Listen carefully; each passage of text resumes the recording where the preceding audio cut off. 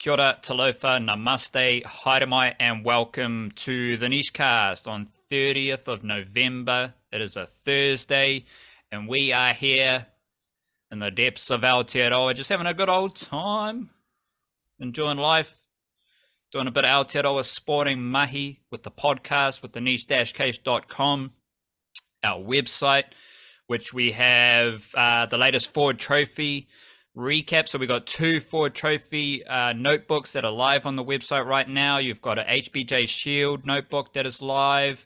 I'll probably be writing about the White Ferns squad, which was announced just prior to recording. Hopefully get that done tomorrow. I'm actually tapping out of rugby league until maybe we get some like Warriors, SG Ball, Jersey Flag, Harold Matthews squad. So that might happen soon, but I know it's just a good time to tap out of rugby league, but there's plenty of Kiwi NRL rugby league content on our website, theniche-case.com.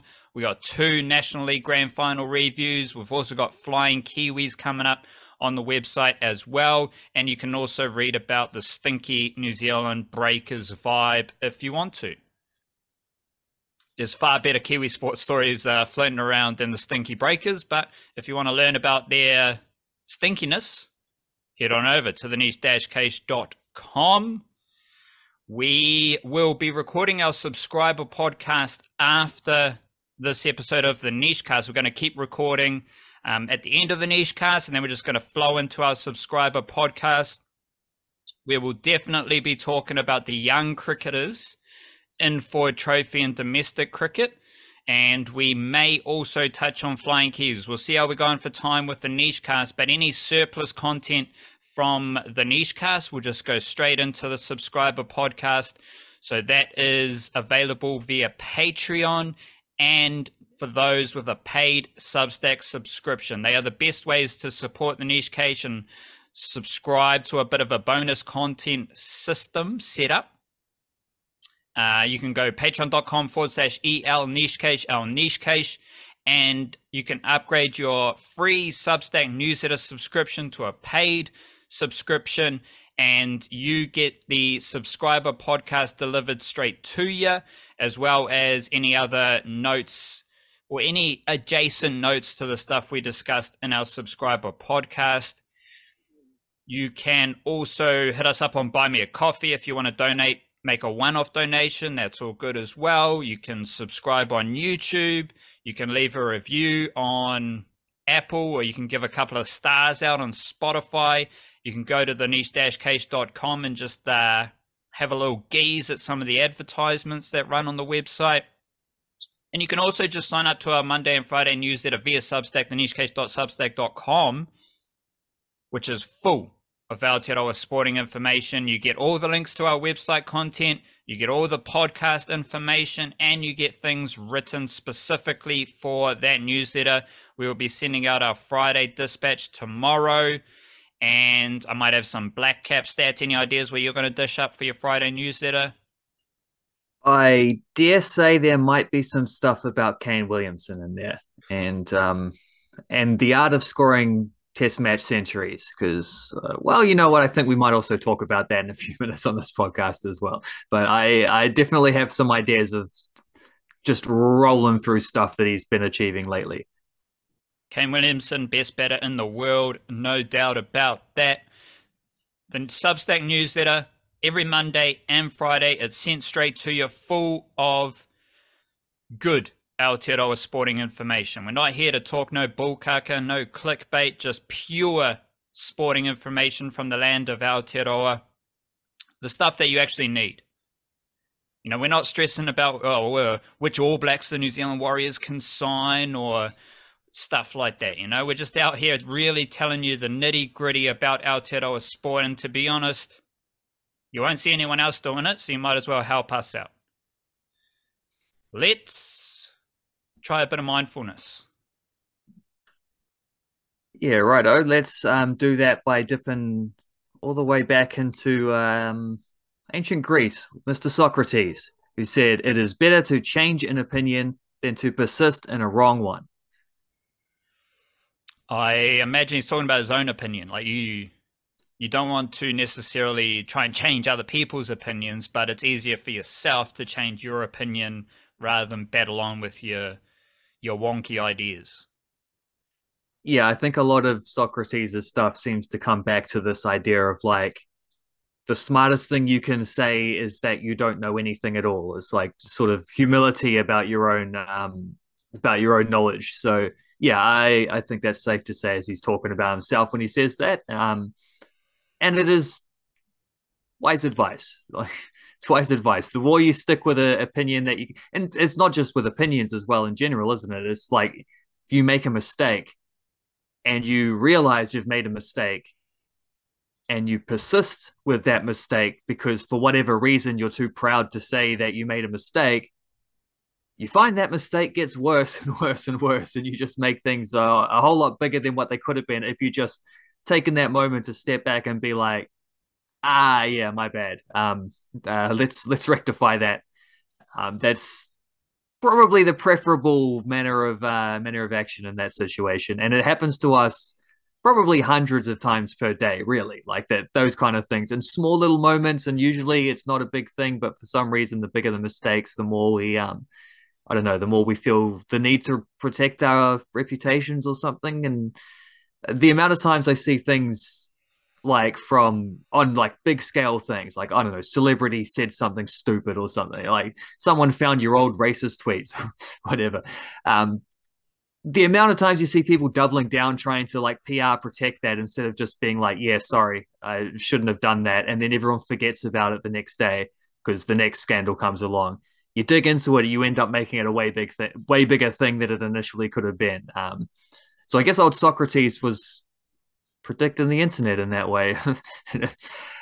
He predicted a lot of things, I'm sure, but that might not have been his initial intention. But many ways we can take that advice. Let's dabble in a bit of musical jam. We have both listened to the Andre 3000 album, the Flute album. What is the actual name of that album? New Blue Sun. The New Blue Sun. Glorious background music, just pure ambient joy.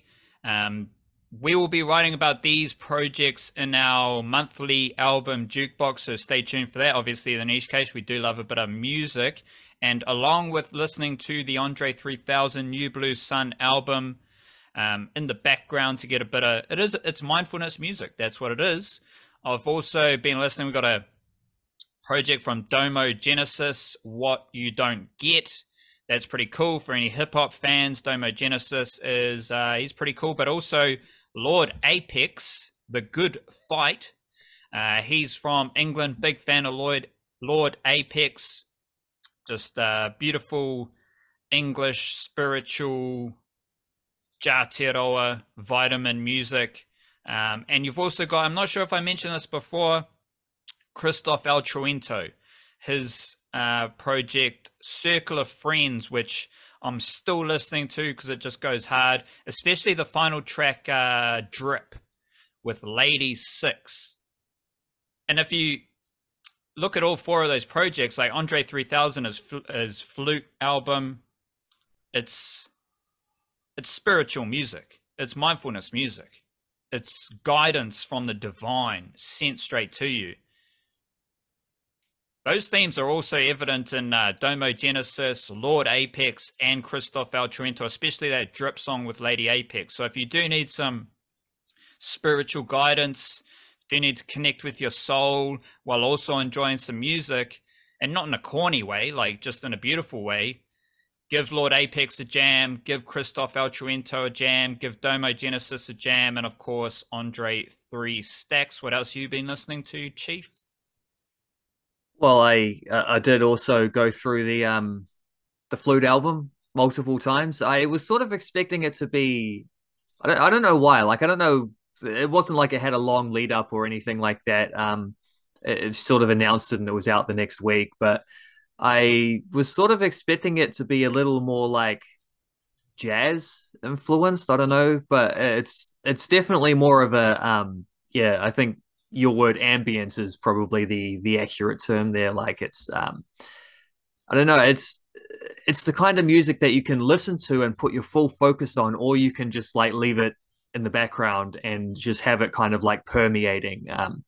It's very cool. It's probably longer than it needs to be, but also like when you're doing ambient tracks, like that's fine. You just leave it playing. That's the whole point. Is you can just leave it playing and it does stuff to you. It's just sort of subtly in the background.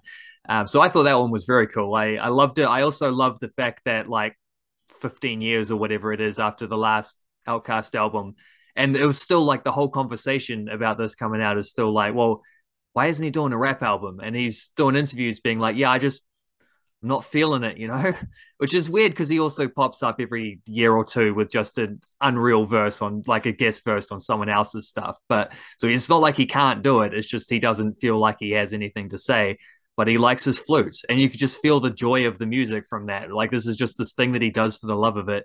And it's all improvised. So it is real. Like I think a lot of improvised music does have that kind of spiritual feel because it isn't planned or structured or intellectual. It just kind of flows. And it often just feels like it flows from somewhere you don't expect it to. And I guess that's what you like. You're tapping into something bigger or whatever. I don't know. Even if it's just the sort of I don't know the synchronicity of the band or whatever, just working together. I don't know, but I dug that one a lot. I dug this kind of like the unexpectedness of it, the just doing your own thing kind of vibe of it. Also, loving a bit of the new Kurt Vile album. Normally love a bit of the new Kurt Vile album whenever there's a new one of those coming around. The latest one, no different. And I think I did talk about this one last time we did some track roundups, but one of my favorite Kiwi bands, Mermaidens, have got their like still listen to that one. Listen to it again actually in the last couple of days so that I can write about it for the album jukebox because that one's a ripper. Just like everything that band has done is a ripper, and they should be more famous, but also it's one of those things where it's like, well, if you know, you know. And sometimes that's kind of the better territory for a band to be in. Maybe not financially, but definitely like creatively. So, yeah, dig that Mermaidens one as well. I don't listen to old men rapping, so I couldn't care less if Andre 3000 never raps again. Like, Yeah. just go listen to the old music. You don't need to listen to like old men rapping unless they're rapping about like super old man stuff and it's quite insightful and interesting. But otherwise, I'd just rather listen to old music rather than old man rapping. Like it's there's a lot of old men rapping these days, and I couldn't care less. Well, you remember when we talked about legacy stuff last week? That feels like that again, isn't it? It's like the the legacy is set. He doesn't have to do anything to it. You know, he's done. He's got a repertoire of some of the best stuff anyone's ever heard. What are you going to add to that? Like you're only pushing yourself out of the way unless you've got something genuinely that you feel like you can say, okay, sure, sometimes will it, but if you don't, why force it, right? Like why force it? That would just be an ego trip if you did, and he's not about to do that. Hence the flutes. The Blackcaps are rocking and rolling against Bangladesh. Not necessarily in a positive sense because they're still behind in the first innings. We've had 2 days play in Sylhet, which looks like a beautiful little place in Bangladesh. The Blackcaps restricted in Bangladesh to 310 in the first innings. They are currently 266 for 8 in the second innings. You got Jamison and Southey holding the fort. They are not out. Obviously, our Lord and Savior, Kane Williamson, scored 104. He's the man, best batter in the world, as I said at the start of the podcast. Quick note about Sylhet. Lovely place. You got the tea gardens right there. Quite a, yeah, I'd say like apart from Dharamsala in India, it's like just a fantastic. It's like one of the most Kiwi kind of subcontinent Asian grounds and atmospheres that you will get. And I think this might actually play into the hands of the Kiwis, although you did see start of day 2, check out the pitch and there's massive cracks in the pitch. And I haven't actually done the Google search about this just yet, but I do imagine tea the tea gardens are there to grow tea, and I would imagine tea only grows in hot, dry conditions. But this test, apparently they are starting at 9:30 a.m. every morning. And day one, 9:30 in the morning, the ball's nipping around. And I do think that's going to be an interesting factor for Jamieson and Southey, because they were hooping the ball around in Bangladesh. Southey obviously has got his natural outswing, also has the delivery moving into the pads of the right-hander, going across the left-hander. Jamieson, Mr. Hoop and in-swingers to right-handers and away from left-handers, suddenly he's bowling outswing to right-handers. So he's moving the ball both ways with the new ball. This is all in that kind of first half hour, 9:30 a.m. Conditions are a bit funky in the morning. You've got a new ball. But, I mean, Jamieson was nibbling it around both ways, and I do think those two especially will probably learn from that and try to be a bit more disciplined in the second innings when they do get another opportunity. Because if you are on the money, if those two are on the money, I can see them being quite potent in Sylhet. I don't know if you're going to get similar conditions in the second test, which will probably be a bit more typical. I'm not sure where that is, but might be more poor. But it'll probably be more typical of Bangladesh conditions. But that's just something interesting to watch out for, because I did think that new ball moved around a lot for Jamieson and Southey. However, it was Philly, Glenn Phillips, who took 4 wickets, and his selection was quite interesting. So we might start there. Phillips selected as let's call it a spin bowling all-rounder, because he's batting way down the order, and he's selected as the third spinner. I did have some stats about Phillips being a better spinner than Rachin Ravindra in first-class cricket. Ravindra averages over 50 in first-class and list day cricket, where Phillips averages early 40s. So Phillips averages 41 in first-class cricket, Ravindra averages 51. In list day cricket, one-day cricket, Phillips averages 40, Ravindra averages 52. So that's not why the Blackcaps selected Phillips ahead of Ravindra, but it does paint the picture of Phillips as a bowler in Aotearoa. You've got the fact that Ajaz Patel is a lefty spinner, Santner's a lefty spinner, Ravindra's a lefty spinner. The only offie there is Phillips, and Phillips gives it a rip. Like, Phillips, the thing about Phillips is all the energy you see in his fielding, it's the same energy in his batting, it's the same energy in his bowling. So you just need to think, like, the same power that he hits a cricket ball with, the same vigor that he dives in the field with, that is the energy he imparts on the ball. So I think that's an interesting factor with Phillips as well. That's what's made him a emerging spinner for the Blackcaps. However, I've also noticed that Glenn Phillips made his first-class debut in 2016, 2017, that summer. And that's when he started bowling spin in the Plunket Shield. So Phillips has been bowling spin 7 consecutive summers of Plunket Shield. All 7 summers of first-class cricket that Phillips has played, he's bowled in. And he's taken wickets in all of them. Do you have averages for those? Like, has it gotten better and better? Like last 21, 22, he did average 18, but there's a lot, like, spinners aren't averaging well in New Zealand. Like, none of them are averaging like what the seamers are averaging. So it's all 35, 40, 60. But then again, he's got a better first-class average than Ravindra. And I'd say Santner as well. Santner doesn't have a great first-class spinning average. No, he's like 45 or something. So, but the fact is, Phillips has been bowling in Plunket Shield in every season he's played. So it's not like Phillips is he's just trundled out the last couple of weeks to bowl spin because they're playing a World Cup in India, they're playing a Test series in Bangladesh, he wants to be there.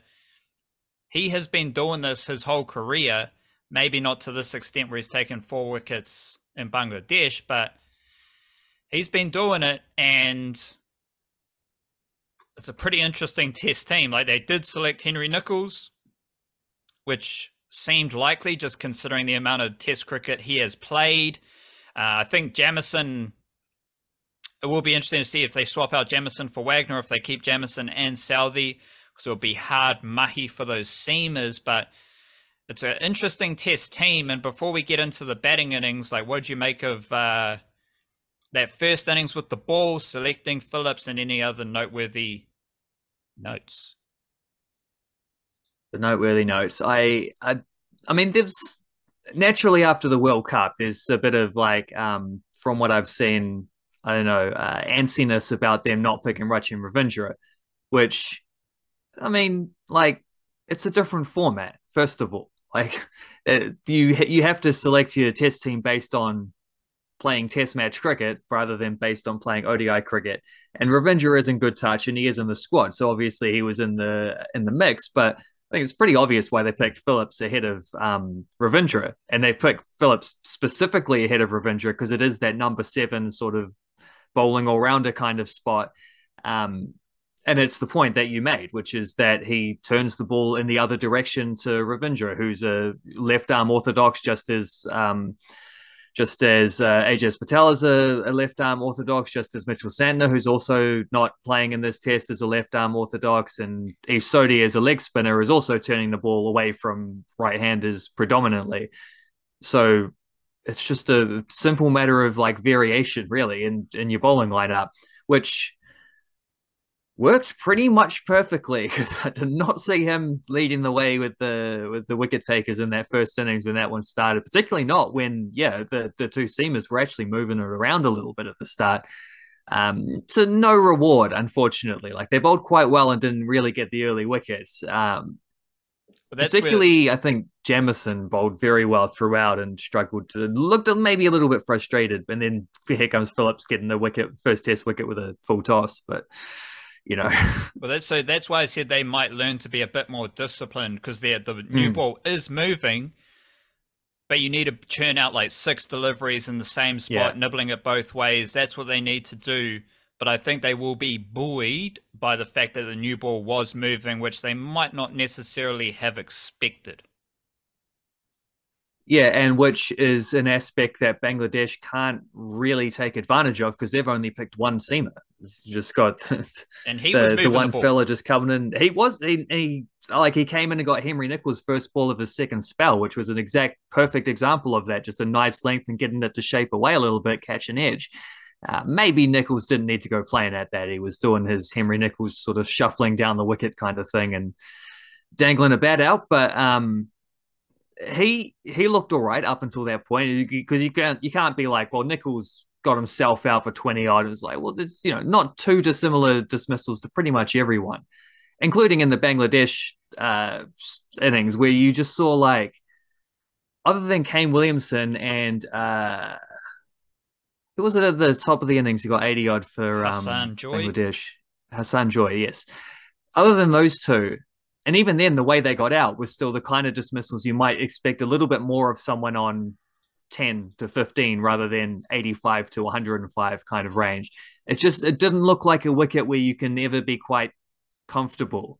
Wickets fell quite regularly, and you're as likely to get out early on in your innings as you are when you're on like 40 odd, as a few of these guys have found out. Like, you don't really get in on this kind of wicket. You just, the ball every now and then, and I think this will become more pronounced as each team get into the second innings, a little bit of uneven bounce, and those cracks will be opening up, and it'll probably turn a bit more. And I wouldn't be surprised if the new ball still continues to move in the same way, and that's just going to add one more factor.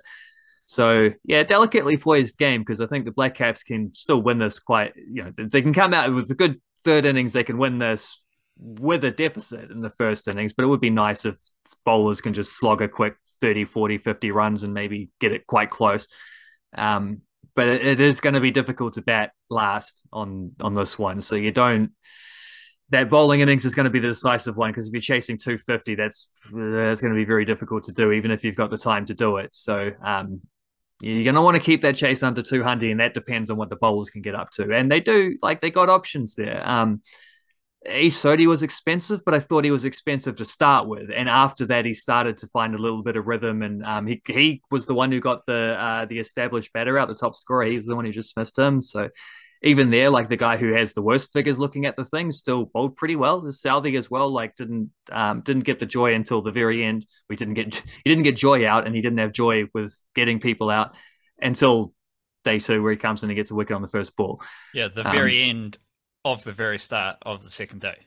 The very end of the start of the that could go a few ways. The end of the first innings at the start of the second day.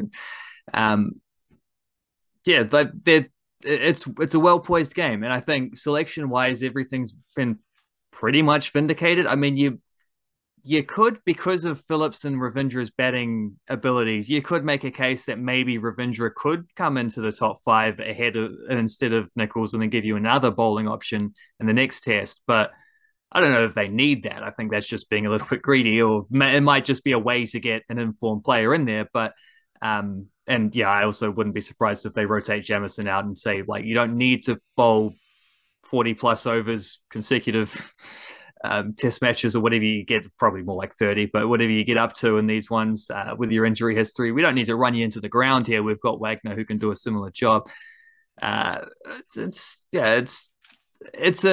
not necessarily that, like, half of me kind of just expected them to pick Santner instead of Sodi, and to pick I thought maybe Ravindra would be there instead of Phillips, or I expected Nicholls to be, like, there's a few of these ones where it was like, we'll see what they do with this. I like the 11 that they came up with, and I think it's an 11 that can win this test match, you know?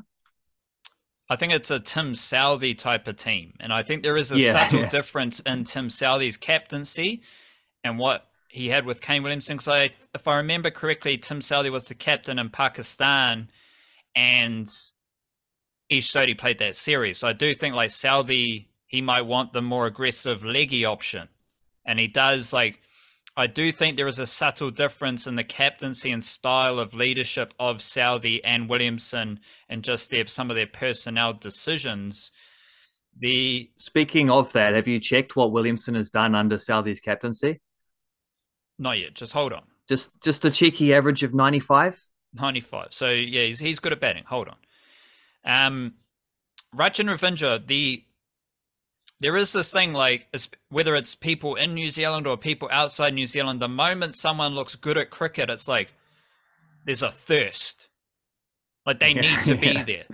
They scored runs, they took wickets, and I see it in some of the reaction to, like, the domestic cricket clips of young cricketers who are quite good. They need to be there. You saw it with like Ashok or like Foxcroft last summer as well. Like, there is this desperation and thirst which stems from how Blackcaps cricket used to be when we didn't have many good cricketers. So suddenly you have a talent who is performing, and it's like, well, they need to be in the team. This era of Blackcaps cricket is different because we've got 20 good cricketers. And I'll tell you, for everything Rachin Ravindra has done, he hasn't done what Henry Nicholls has done, because Henry Nicholls has scored a test century in like 7 consecutive years. And that's kind of taken the piss, but it's also serious. It's equal parts taking the piss out of Henry Nicholls and also a massive endorsement of Henry Nicholls as a test batter. Like, he does score a test century every year. It might be his only knock, but he is doing it. And so like Ravindra had a hot World Cup. Is he a better cricketer than Glenn Phillips? I don't know. He's not the best spinner from New Zealand. He's not the best batter because Kane Williamson's there. Devon Conway's really good. Daryl Mitchell's quite good at the moment. Like, all those dudes, the Blackcaps batting attack, as I mentioned on Tuesday, these are some of the greatest test averages we've ever seen. Let alone, like, just the freaky talent of Kyle Jamieson. I do think that was on display. Like, of course, Rachin Ravindra, good World Cup in India. Yeah, he's going to get a big IPL deal. Is he going to play in the IPL? That's a different beast, because Finn Allen hasn't played in the IPL yet. So every time you see those headlines about overnight millionaire, yeah, we'll wait and see. Yeah, it's good for Rachin Ravindra's bank account, but we'll wait and see if he's actually going to play and be a factor, because history suggests that very few Blackcaps actually get a consistent crack, most notably Kane Williamson and Trent Boult, in the IPL. So it was interesting. Like, Rachin Ravindra, good cricketer, he's in the squad, he might play the second test, but just because you have a good phase for the Blackcaps doesn't mean you're an automatic selection, because the Blackcaps have a lot of talent. And this is evident throughout every single layer of New Zealand cricket. Same with New Zealand Rugby League. There is immense talent. And having said it, now I'm like, yeah, well, I don't know if Rachin Ravindra is better at cricket than Glenn Phillips. Like, that is a genuine, like, kind of even Stevens little battle there. Well, unless you're just looking specifically at the bowling, which is kind of what they were choosing this on, in which case Glenn Phillips has a better first class record. I think he bowled better at the World Cup than Ravindra did, and he just took 4 wickets in a test match. So, like, do you know how long it took Mitchell Santner to take 4 wickets in a test match? It was a lot longer than 2 matches in which he didn't even bowl in the first one. So, at least not that I can remember. I don't even think that should be a debate, really. I think it, especially when, like, if it's a coin toss as to who's the better cricketer, okay, but it's also not just that as well, is it? It's who's the better option for this test match, in which case, well, if they're even cricketers but Phillips as a off spinner makes a better option, well, then you pick him. Like, it's as simple as that. As noted a few times in this podcast, Kane Williamson is the best batter in the world, and let's take a moment to compare Kane Williamson's stats. You did mention the Kane Williamson with Tim Southee as skipper. I have it here 95 average. Sorry, I was looking at the strike rates. I was like 53. That's a bit low. But it is 95. Still good for most people, for most mere mortals. 95.5. He's got 5 centuries in 7 tests under Tim Southee as skipper. You know what else I like about that? Check out the 50s tally. 0. So he's just gone full banger centuries. But he's like, he was also pretty good as his own skipper. He was averaging 57. So he's doing all right for himself. Apart from Kane Williamson averaging 54.9 in tests, he's averaging 51 in first class cricket. My favourite Kane Williamson stat is him averaging 73 this year, which means he is in his second year in a row averaging 73 or higher, because he averaged 74 last year, and he is averaging over 60 in each of the last 4 years of test batting, and he's averaging over 70 in 3 of the last 4 years of test batting, because he averaged 83 in 2020. We have now got 1, 2, 3, 4, 5, 6, 7, 8. 8 years of Kane Williamson averaging, wait, I got that wrong. 1, 2, 3, 4, 7 years. Sorry. 7 years of Kane Williamson averaging over 50 in Test cricket. For as many years as Henry Nicholls has with a Test century. Correct. Kane Williamson, though, he's averaging over 70 in Tests and ODIs this year. He averaged 54 in ODIs last year. He's averaging over 50 in 3 of the last 4 years of ODI batting for Kane Williamson. You got any better stats there, mate? Yeah, well, I can raise one of those, because the overall average was, I think, 54.85, something like that, so rounded up to 54.9 prior to this test match. So I'm pretty sure it's now like 55.2 or something like that after another 100, or it's over 55 now at least, which feels like another massive, like, little milestone, another significant milestone. He's just, like, sort of crossed over. If he can sustain that, go for it. He's averaging 55.22. There you go. Beautiful. It's like, considering how that 50 mark is such a massive kind of benchmark for like that separates the good and the all-time greats, and then here he is separating himself from most of those greats as well. Um, yeah, the last 5 times he's passed 50 in test matches, he's gone on to get 100, and at least one of those was a double hundred. I think one of those was a double hundred. Well, definitely one. I think it was only one, not two. But I think that also extends out to 8 of the last 9 times he's passed 50, he's gone on to get 100. The one time where he got to 50 and didn't go on to get 100 was, I think, 52 not out. That was in the final innings of the World Test Championship final.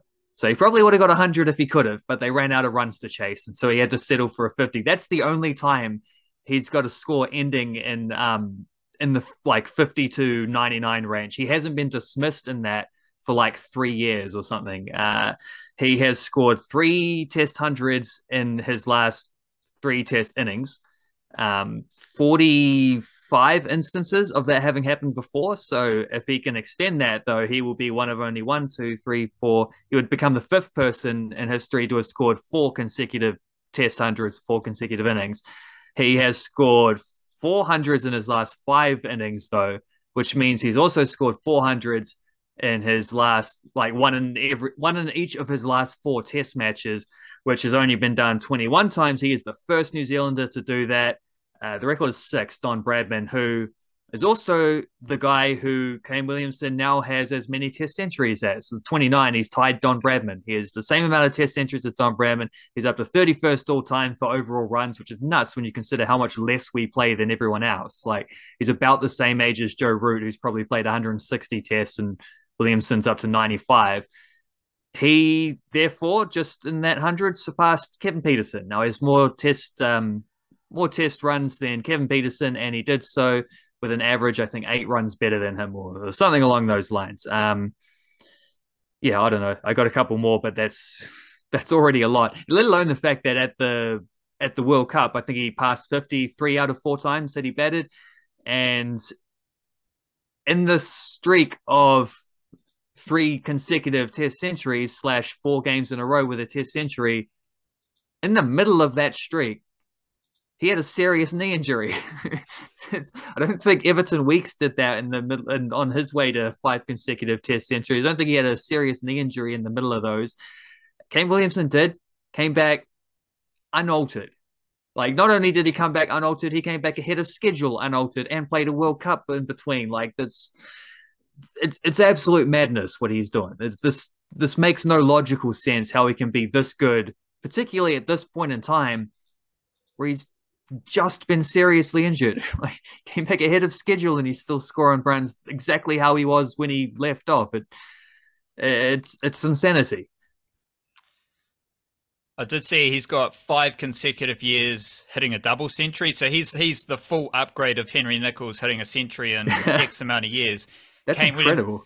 Kane Williamson is a double century in 5 consecutive years of test batting, and as you said, he's got 4 centuries in the same year that he did his ACL, which is absolutely ridiculous. But we need to keep it moving, where we have Ford Trophy cricket. And I just want to highlight the best players in Ford Trophy right now, the top tier headline acts, because we will go deep into Ford Trophy youngsters for our subscriber podcast. Second cluster of games, Central had a win over Canterbury, Northern Districts had a win over Wellington, and Auckland defeated Otago. Auckland defeated Otago with Finn Allen hitting 100 and something off not many deliveries. 100 and lots. I think I clipped out 11 sixes. So he went berserk, and my notebook highlighted a bunch of batters, many of whom are young batters, who have one-day list day strike rates over 100. Obviously, Finn Allen's going to be the man of that status, but there's a few others, so it's good stuff there. Northern Districts, you've still got Scott Kugelheim as one of the best domestic bowlers. I've got him as the best domestic bowler right now, considering everything he's done this year. Test debut, that might have been late last year. Best bowler for New Zealand A, one of the best bowlers in Plunkett Shield. Took 3 wickets for Northern Districts in their win over Wellington. And Joe Carter's also putting up some crazy numbers. He's got 5 50 plus scores in his last 6 games. So he went 50 plus in every single Plunkett Shield game, all 4 of them. He only had a 36 or something paltry in the first Ford Trophy game, but then he went Burko in the second Ford Trophy, scored 50 plus, and he had a strike rate well over 100 as well. So Joe Carter, I actually wrote that Joe Carter and Scott Kugelheim are the best domestic cricketers at the moment, because Tom Bruce hasn't played Ford Trophy yet. He did miss the last round of Plunkett Shield. And Joe Carter's scoring a lot of runs, and he scored a lot of Plunkett Shield runs, so he's in good touch. We have Ray Toole, the lefty. He took a fifer for CD. I will say there are more lefties on the circuit right now, and they all do something like they don't necessarily have the Trent Bolt lefty swing. Ben Lister's the best at this, where he's a lefty who's kind of angles the ball across right-handers naturally. So Trent Bolt does that, but it's his change-up. It's his doosra. Whereas Ben Lister does it naturally, but Ray Toole also has a bit of that. He nibbles the ball around. And Auckland also have Matt Gibson, who's also similar to the Lister Toole style of bowling. So right there, you've got 3 pretty good lefties on the domestic circuit at the moment. What else did we have? Foxcroft scored runs, which is pretty interesting because he was averaging 14 in the Plunkett Shield. So he needed a score. He got a score. And Northern Districts are the best team. They're 2-0. Every other team has 1 win. Wellington they've got 2 losses. So that's unfortunate for Wellington, but good for Northern Districts and a lot of the other teams. The next round of games is on Sunday, so we'll be obviously tuned into that, because you do have a lot of really good cricketers playing now as well. Got all the youngsters, but as we've seen, you've got Fenelon coming back. Dane Cleaver scored some runs for Central Districts. Adam Milne took a fifer in the first round. Adam Milne's bowling with Ben Sears in the same team. Wellington haven't got a win yet, but you do have 2 of the fastest bowlers in New Zealand bowling in the same attack. That's about it off the top of my head. Yeah, we'll stop there. Because we've also got I always forget that Adam Milne plays for Wellington now. Yep, he does. White Ferns are also playing. They start their series against Pakistan on Sunday. They've named their squad. Amelia Kerr has qualified for the Women's Big Bash League final, which I think is on Saturday. She's the only Kiwi involved. Sixers weren't in the finals with Susie Bates and Jess Kerr. Amelia Kerr's Brisbane Heat, they defeated the Perth Scorchers, I think, last night after defeating the Thunder. So they take on the Strikers, and Amy Satterthwaite is an assistant coach of the Strikers. They won the Women's Big Bash League last year. They're in the final this year. So good stuff from Amy Satterthwaite. White Ferns squad: Devine, Kate Anderson, Susie Bates, Bernadine Bezodenhout. Eden Carson's only in the T20s. Izzy Gaze is only in the ODIs. You've got Maddie Green, Fran Jonas, Amelia Kerr, depending on what she's up to, Jess Kerr, Molly Penfold, Georgia Plummer, Hannah Rowe, Leah Tahuhu. Obviously, it's the White Ferns, so there's got to be some mayhem. Eden Carson, best bowler in HBJ Shield, best one-day bowler in Aotearoa right now. Only selected for the T20s. So that's a bit weird. Everything else is pretty standard for White Ferns. Kate Anderson's still there. She will probably want to score some runs. So you've got like Kate Anderson, Bezodenhout, Georgia Plummer. They need to score some runs in that role playing situation they always find themselves in. But usually Devine, Bates, Amelia Kerr, Tahuhu, and Maddie Green, they are good enough to beat any team apart from Australia, England, and South Africa and New Zealand. So I don't expect the White Ferns to lose either series. I expect them to win both series. And to be honest, they're probably going to do it with lots of runs from Devine, Bates, Amelia Kerr, and wickets from Tahuhu. That should be good enough to get the wins in the series, in both series. And that's the benchmark. So if they don't, then we know we've got a situation brewing. And in home conditions, you want to see Georgia Plymouth score runs. You want to see Molly Penfold take some wickets because she doesn't take many wickets. She hasn't taken many wickets in domestic cricket, hasn't taken many wickets for the White Ferns, but she's still there as if she is Kyle Jamieson, Tim Southey, Trent Bolt. She's not, but we'll see what happens there. And it's a very hostile battle for the best spinner stuff because Amelia Kerr's spin is kind of decreasing, diminishing.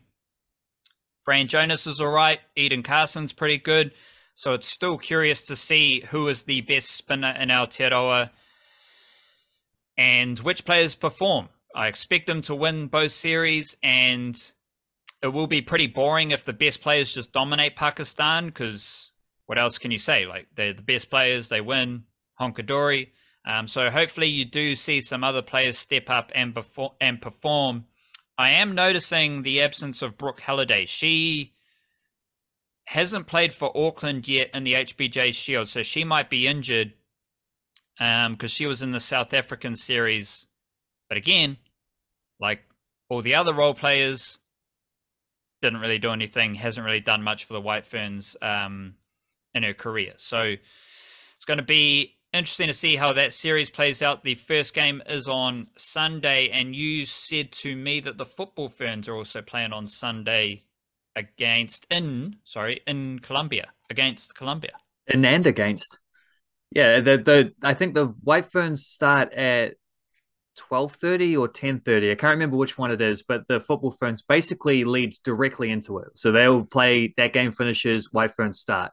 So if you wanted a day of women's international sport, But it's then also there you for go. Trophy Footy Day, Ferns so leading into it is also for Trophy Day. So you might want the second screen doing some work, carrying a bit of that load later on in the afternoon. Do you want to tell us more about the football Ferns? I can, if you want. Yeah, I can tell you that. I suppose it's a podcast, so we might as well talk about stuff. I mean, here's the thing about Colombia. They did make the quarterfinals of the World Cup recently. They only lost 2-1 to eventual finalists England, and they're pretty good. And they're sort of one of those nations who maybe wasn't as good as this 5-10 years ago, but have improved quite a lot because they've been able to latch on, in their case, to Spanish professional systems. It's just the way that the European club game is driving the game forward is insane. And the nations that have been able to sort of get a piggyback ride of that stuff are the ones that are getting a quicker pathway towards just developing better players, getting like top level professionals and improving their national team as a result. Obviously, New Zealand doesn't really have that, but Australia does. Australia has a link with England. A lot of WSL players have come through the A-League prior to that. You get most of the top clubs there have Aussies. And so obviously now we've got a link to Australia. So we've got a secondary link to that. And hopefully it's not going to happen straight away, but hopefully within a few years, we'll start to see a few more WSL players with Kiwi internationals getting out there. At the moment, we've got CJ Bott and Rhea Percival and Anna Leet, and two of them aren't in the squad. One of them is in the squad. It's Anna Leet, and she doesn't really play for Aston Villa. She's their backup goalie, so she plays the cup games. She doesn't play the league games at the moment. We're waiting for an injury there to help her out. But that is one of the things I'm looking forward to seeing in this tournament, though. This tour, which is whether we begin, because Vic Hesson has really nailed down the starting spot for the Ferns. She's been excellent. However, she is sort of like 31, 32 years old. Anna Leet is 22, 23, something like that. And the clear theme of this squad is that they've skewed a lot younger than they have been in recent times. They haven't been afraid to pick young players at any point, but it's sort of been a thing where, like, Millie Clegg was there not because she was 18 years old and a bit of a prodigy. She was at the World Cup because she was one of the best strikers. Like, she wasn't good enough to get minutes there, but she was good enough to make the squad. She wasn't picked just as here's a free spot in the squad so you can have some experience for the future. It was like, no, she was there at the training camp the whole way through, and she outperformed players in her position. If you're good enough, you're old enough. This squad is a little different than that. It feels like there's a very distinct thing of we're early in a new World Cup cycle, and we want to expand. Like we've done this whole thing, we've contracted the group down to 23 players to get to the World Cup last time.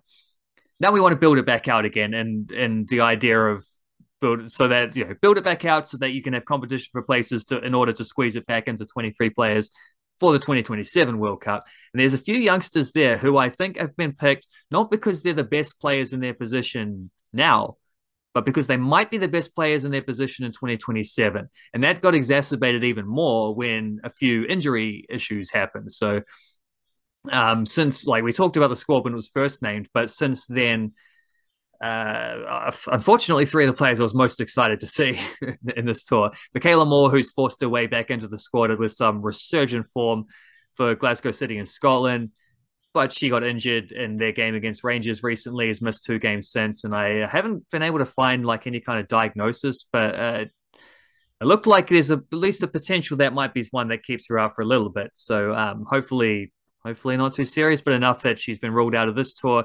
Also ruled out of this tour was Hannah Blake, who had been really good for Adelaide, one of their key players in the A-League, having moved there after having a sneakily effective half season with Perth following when she graduated from uni in America.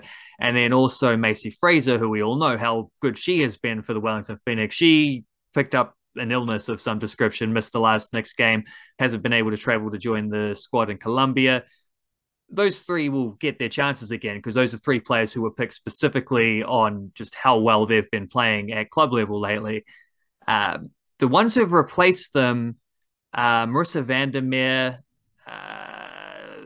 Mania Elliott, and who was the other one? Aniela Jensen. So 3 uncapped players. Elliott's been getting the odd start for the Phoenix, and she's decent. She's also 18 years old.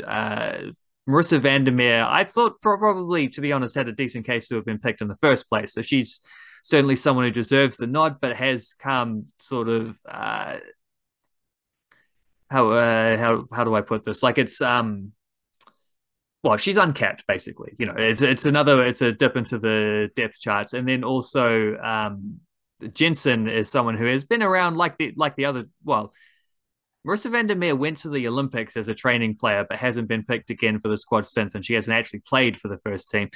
Aniela Jensen's been in a couple of squads. I think she was an injury replacement once when they were in America, and she was just conveniently there because she's a college student. And she was also in one of the squads when they had travel restrictions and had to pick players around that sort of level of the depth charts.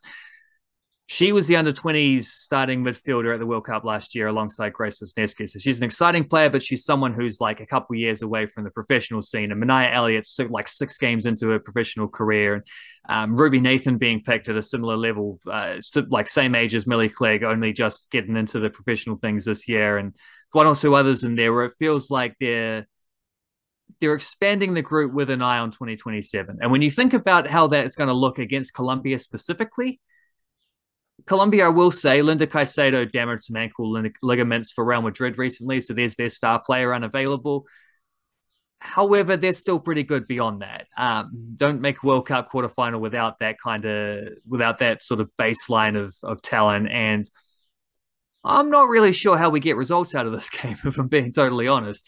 There's an even younger, like they've already got a young and experienced forward pack. Forward pack. Why not? Because they're trying to, they had to. A bunch of their senior players retired after the 2019 World Cup, so they just had to pick who was around. And now you've got to do this without Hannah Wilkinson. I do think Grace Jale's chance to be a starting striker is long overdue, but I mean, it takes one injury to like Jackie Hand or Indy Riley or something, and you're dipping into like the teenagers to fill out your starting 11 there. So it's for a team that already doesn't score goals, and you got to ask, like, unless there's just some kind of silver bullet solution, like maybe Grace Jale just turns out to be amazing as a starting striker for the Football Ferns, and she just clicks with the players around her. I don't know. She is good mates with Jackie Hand because they were the same age through the age grades, both Auckland prospects. So maybe that's just a connection that works amazingly, and they set up, between each other, set up and score a couple goals. Maybe, but I don't expect that to happen. Don't really expect them to get much off a good team like Colombia in general. But there is that other sort of future planning aspects. So if we shrug off the results and just accept that the sort of the unfortunate stats about the Ferns not scoring goals and not winning games might get extended in this tour, but we look at some of the debuts that might be handed out, or the players early in their international careers who might get a chance to show something. I think that's where we find sort of like our footing with this tour. That's where we kind of find something to hang on to. So if you're one of those people who just watches the football Ferns and gets mad because of the results, maybe skip this tour. If you're someone who's trying to think about like okay, productively, how do we get better? What does this look like in a few years' time? We can't go from where we are to being amazing just overnight. So we got to build towards this. There's a process. What kind of players are coming through? There's these kind of ideas, little tactical tweaks that might be evident as well. Then there might be something for you in this tour. That's definitely the kind of stuff I'll be looking for anyway. I think there's going to be something for us in the Wellington Phoenix, their trip to take on Western United, which I believe is in some sort of Western Melbourne vicinity. It is at Mars Stadium, so it's on Mars, so you might struggle to get a ticket for that one. Trip but to the Mars. Phoenix take on Western United. Western United, the worst team in the A-League right now. Bottom of the ladder, worst goal difference. And, of course, the Wellington Phoenix, they are second. They are one of the best teams, tied on 11 points with Western Sydney Wanderers, 3-2, or 3 wins, 2 draws, undefeated, no losses on the tally there. Obviously, I'm going to insert a Generation XG anecdote that I saw where they were highlighting Edison. They were highlighting Edison's ball playing at the back and his kind of passing and what he was up to. So he passes to one of those defenders, but then he moves into space. And also, there was some stat where it was like comparing him to the other goalie, Allison. It might have been Allison. Yeah, Allison of Liverpool. Yeah, and they were both comparing Brazilians. their stats, and Edison's, like, he had some sort of crazy number where it was passes that had beaten 2 defenders. And one of them was this pass where he like threaded the needle through the middle of the midfield and he literally cut out like 6 defenders and suddenly Man City are on the attack. So I was like watching that, I was like, yeah, this guy, he looks pretty good with the ball at his feet. You know, he's one of the best goalies in the world, but he's genuinely moving and passing like a outfield football player. It's Alex Paulsen. Like, he's just trying to copy Alex Paulsen. He's trying to do what Alex Paulsen does every week for the Wellington Phoenix. And sure, I haven't seen Alex Paulsen thread the needle through the midfield. Haven't seen that yet. For all his glorious mahi with the Wellington Phoenix, I haven't seen that yet from Alex Paulsen, but I have seen him look calm, composed under pressure, passing the ball, moving into space to get the ball back, dealing with adversity. Like, you receive a bad pass, but you can still calmly stop the ball, make a quality pass, long balls from those positions, short balls, passes through the middle, passes out to the flanks. So that's my weekly learning from Generation XG, is that Alex Paulsen is he's better than, what's his name? Edison. Yeah, well, I mean, I don't know what Edison's record is against penalties, but you'd be hard pressed to beat Alex Paulsen's at the moment. And I was recalling listening to him, and he did the post game press conference thing, and they chucked those up on the Wellington Phoenix YouTube account after a day or two, which is always really handy. I like hearing some of that stuff. Sometimes I wish I could ask my own questions, but I'm too far away. But he's like bright, chirpy fellow as well, like good personality. And he gave really thoughtful, interesting answers too. Like, it's a good sign of a dude who's just he's got his head screwed on, as they say. He's analytical about his own performances, but he's also not someone like you get with, I think quite common with goalkeepers in particular, just because of the nature of that thing. But you know how You know how in cricket, there's always within any team, we're thinking less at Blackcaps level and more like grassroots club level. There's always a dude in the squad who, when they get out, they're just going to hurl their bat and obscenities flying everywhere. You know, they're one person who can't handle that kind of stuff. I've played with a few goalkeepers who are like that as well. It's like they concede a goal and they're just punching posts and kicking grass and stomping around and like sometimes it's just like, bro, you weren't going to save that. Like, it's just a good finish. Chill out. Don't be so hard on yourself. You're just going to miss the next one if you act this way. He seems very Paulson seems very analytical about his thing. Like he's talking about his penalty approach and whatever. But he's also talking about just keeping a clear head and just handling the situation and not dwelling on his mistakes. And that's actually something. There was an interview with Vic Hessen at Rangers recently where she said similar things. She said one of the things she's learned as a goalkeeper is you just, when you do make a mistake, it's easy to blame yourself because you're the last line of defense. And if you make a mistake, it probably leads to a goal. But you also just can't. Like, you just can't dwell on it. You have to learn to shrug it off and say, like, okay, well, that one beat me, but the next one's not going to. Or else if you don't shrug it off, the next one will beat you. And yeah, Paulson just every box is ticked so far. But I was reminded where when they're talking, he was talking about his penalty saving things, and I remember there was an Aussie Cup game. It must have been the start of last year where they played against Melbourne City, and they went to a penalty shootout. If it wasn't last year, it was the year before, and he saved a couple in the shootout. And I remember that being a thing where it's like, yeah, this is the dude coming through. Like, this is the prospect, and he and like the comfort levels he's shown so far at the A League is insane. And the Phoenix have a really good defense. Like, I've noticed because last year this is XG stat rather than generation XG here, but last year one of the things I sort of used a lot as evidence of this team not being as good as they should have been was how bad they were against the XG up front, like just bad finishes. They guys were having chances, they weren't being able to convert them. Worse than anyone were David Ball and Costa Barbarouses. And I noticed this year, neither of them want to shoot. Like, it's just, even you saw the goal that Ball set up, for the winner against City on the weekend, where he's like 1-on-1 and he slides it across to Kraev. And they were talking about, is this a shot? Is this a pass? And they interviewed him afterwards. He's like, no, definitely a pass. And I'm thinking, he's just in his head here, because what kind of striker doesn't shoot from that position? But it was a nice assist. And it's one thing he's very good at. When he's been playing well, it's not just that he scores goals. He doesn't actually score that many goals. He hasn't really been that, but he contributes goals because he can set them up as often as he scores them. So, and Costa's been quite sharp in that way too as well. So those two aren't better against their XGs as they were, but they are playing well and contributing in other ways. And it does feel like neither of them really want to shoot very often, but they're setting up chances. So that's as good as a shot. If you set up a shot for someone else who's better at shooting than you, I kind of don't have a problem with that. And Kraev is the one who's turned it around, because Zavada was really good last year anyway. Kraev is the reason why the Knicks are like 3 goals ahead of where the XG say they should be at this point of the season. But you know what? I was looking at that and I'm like, well, what does this look like defensively? Defensively, they're 3 goals better than their XG says as well. And that's Alex Paulson. Like, that's Alex Paulson saving 2 penalties. That's him making a couple other saves on top of that. It is also a little bit of Sermon and Wooden being very good aerially and setting a tone like that. But that doesn't contribute to XG, because there's no shot at the end of that. If they're cutting out the crosses, no one's shooting. There's nothing to tally out.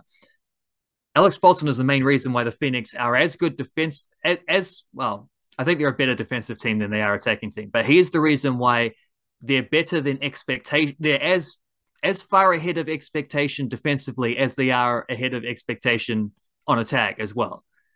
That also is the reason why I think they can go to Western United and win. And it's another one of those tests. You're playing against a team that's a little bit shaky at the moment, but you're away from home, and it's always tricky to play away from home. Well, this next team just feels like one that's very process driven in a way that I don't know that they get too phased about that kind of stuff. It sort of feels like they're just going to go out and play their game one way or another. And they are coming off, the last time they played away was when they didn't get a single shot.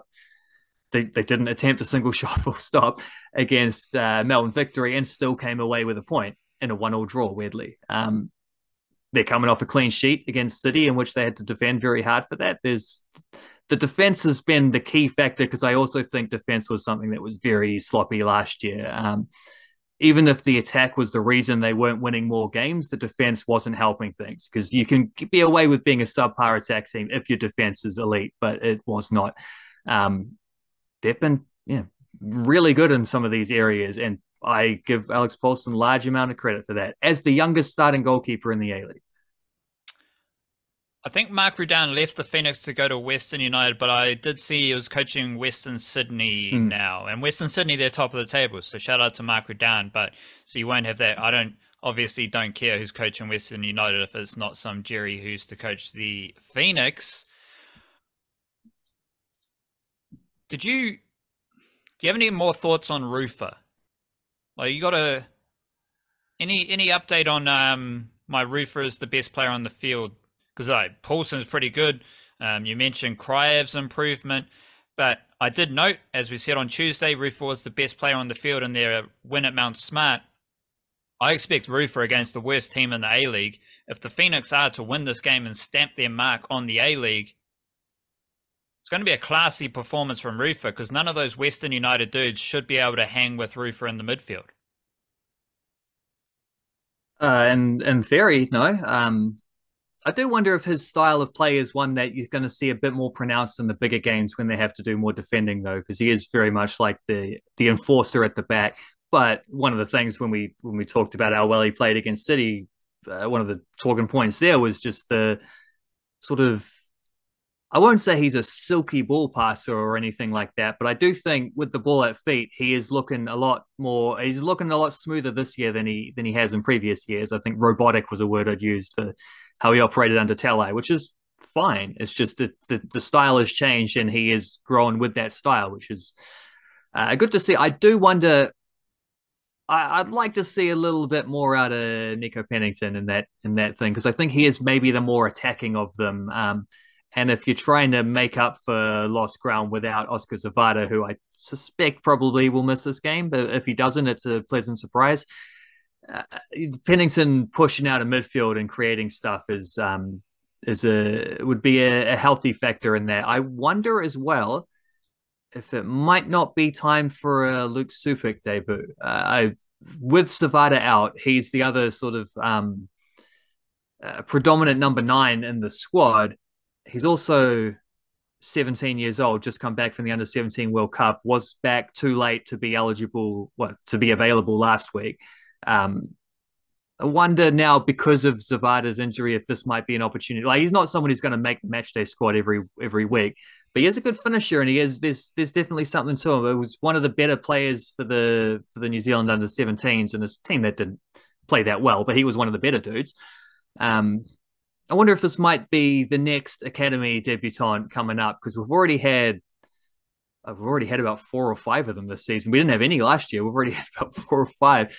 Matt Sheridan was the most recent. Finn Conchi just debuted. I think Ben Wallace might have got one. Obviously, Lucas Kelly healed. Like there might even be someone. It might have been like no. I'll tell you who did get one was Gillian.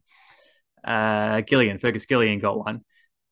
Can't remember if Kayla Noyan played or Rudland. There's a few of these guys who are sort of in and around the squad, have been either in squads or have played Aussie Cup. We're going to hit like 8 or 9 or 10 academy debutants this season. And yeah, I think Luke Supik might be someone who's, while Zavada's out injured, I think he might be someone who gets to jump the queue a little bit. Rightio, we will wrap up the Niche Cast there. We are going to keep recording, though, for our subscriber podcast, where, as I said, 4 trophy youngsters, we might touch on a few flying Kiwis, and we might even just do a couple of minutes on Kurt Capewell. It looks like he's going to join the New Zealand Warriors, so I might just explore that signing as well. So if you do enjoy the Niche Case, you did enjoy this podcast, and you want a little bit more, the subscriber podcast is available for the Patreon whānau and those with a paid Substack subscription. Big up yourself, love yourself, kia kaha, stay beautiful, church.